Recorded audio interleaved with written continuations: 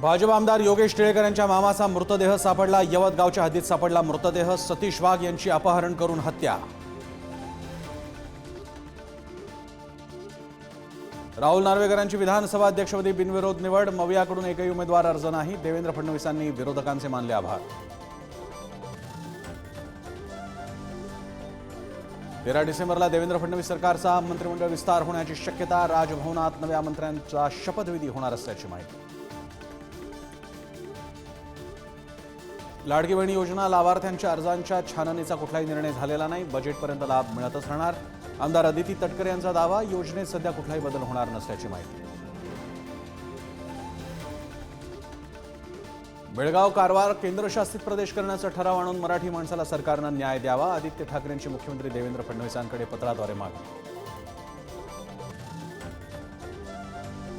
महाराष्ट्र एकीकरण समितीचं बेळगावमध्ये महाअधिवेशन। बेळगाव सीमेवर शिवसैनिकांना ताब्यात घेतलं। एकीकरण समितीच्या कार्यकर्त्यांची धरपकड।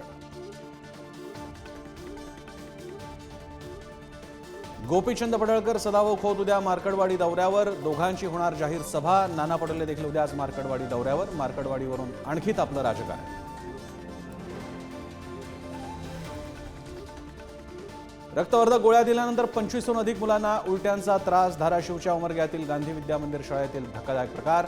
मुलांवर शासकीय रुग्णालयात उपचार सुरू।